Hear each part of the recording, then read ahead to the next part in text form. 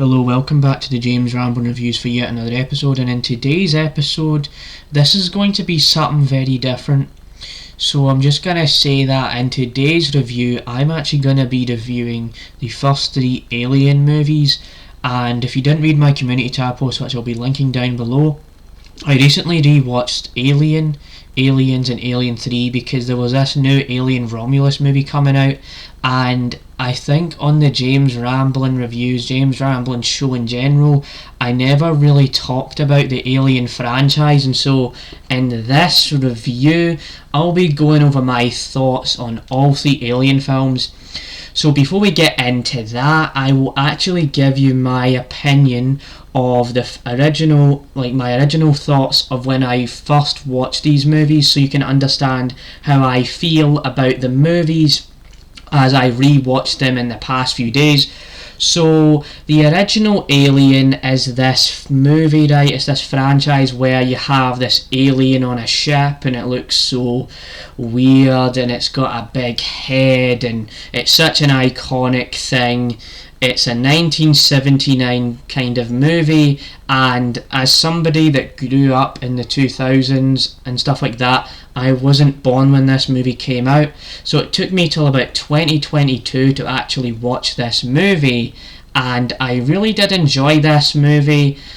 And I remember really enjoying Aliens as well.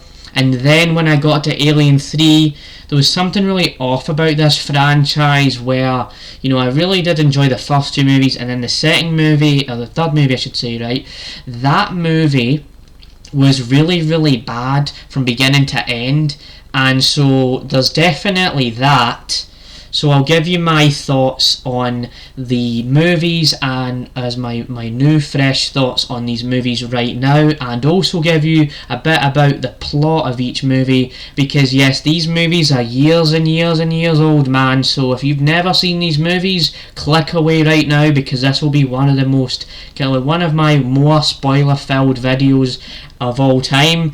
So Alien, if you don't know, it's about, right, they're on this ship, the Nostromo I think it's called. You've got Ripley, you've got all these other characters and stuff like that, and so this whole movie, there's a point where it's just a lot of dialogue between characters. You're learning about the characters, what they're going through, and there's something off about this thing that's going on in this ship, and then later on in the movie it gets revealed that there's an alien on the ship and Ripley has to be the one to take it down and stuff like that.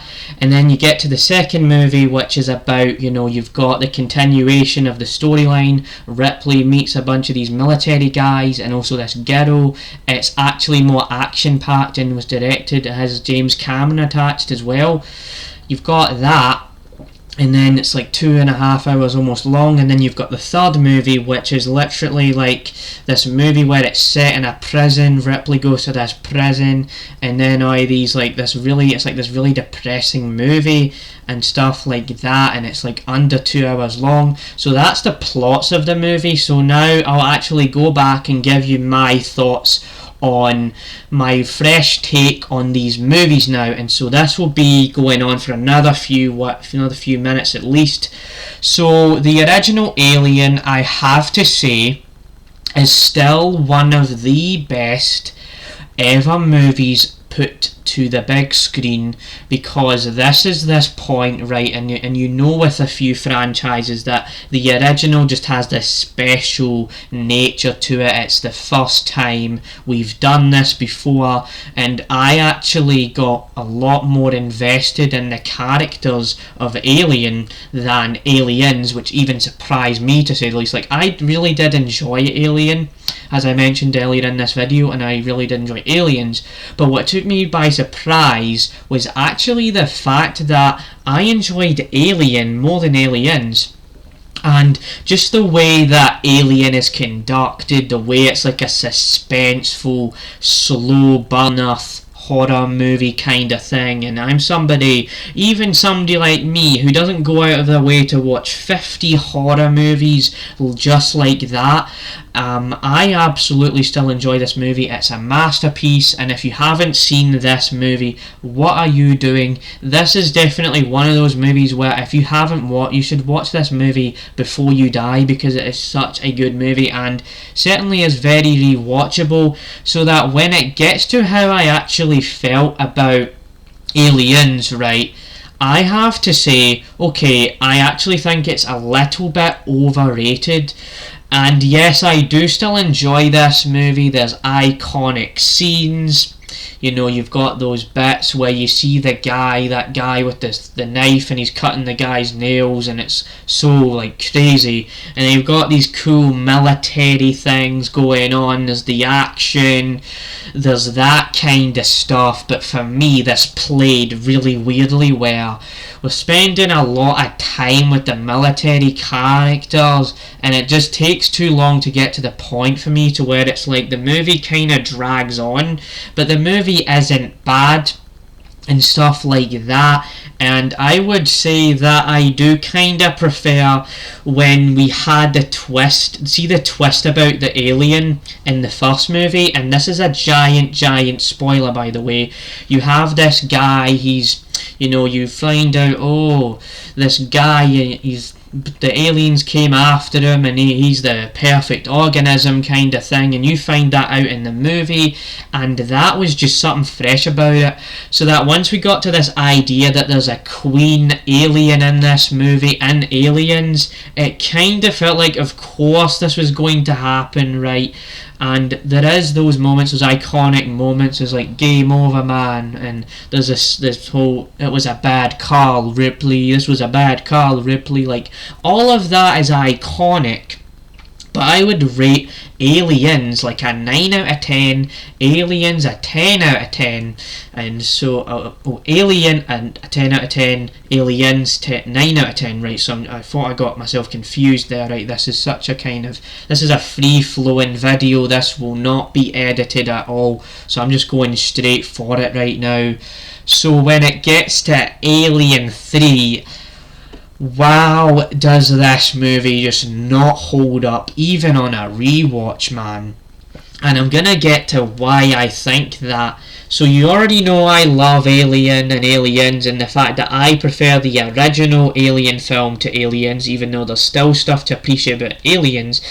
But literally, the start of Alien 3 is some of the most weirdest canon, the weirdest kind of canon breaking stuff ever. What do I mean by that? So it kind of just the whole thing that was set up and paid off in the prior movies is just an entire, it's just nonsense and pointless now, because you have the first, I want to say 10 minutes of this movie maybe, where we kill off these characters, the opening credits are rolling, and you're just like, what on earth am I watching right now? How the hell did they do this? And I actually found out, right, that Alien 3 was actually an unfinished script, and you can feel it, man.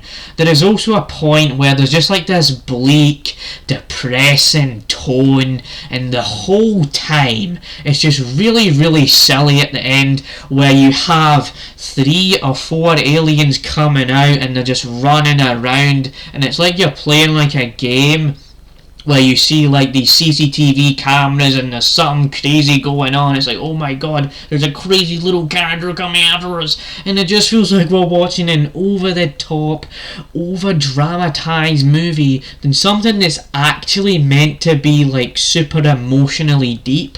And yes, this whole thing about Ripley going to this prison, they do try to make an excuse, they do try to explain this, but in the context of the movie, right, there is the thing about Alien 3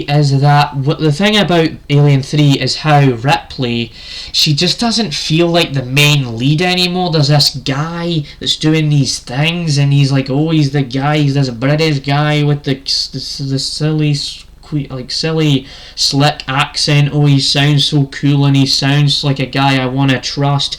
And the whole point of Alien and Aliens, right, was the fact that you had Ripley. She was the main protagonist. Yes, there was the characters that came in as well, but she was pretty much the main focus. And here you get to see these random silly British actors do these silly, cheesy, corny, cringy pieces of dialogue, and the pacing is just really bad as well. And so out of 10, Alien 3 is absolutely it's a 5 out of 10, right? It's still watchable, it's still better than Borderlands, but Jesus Christ, man, and I never say Jesus Christ in my videos, but my god, I don't even remember if I even said that word at all, to be honest, but Alien 3 is the worst of this franchise, and I cannot wait to share my thoughts on Alien Resurrection, Prometheus, and Alien Covenant, I think, before I watch Romulus, and I will be doing kind of like a marathon review here.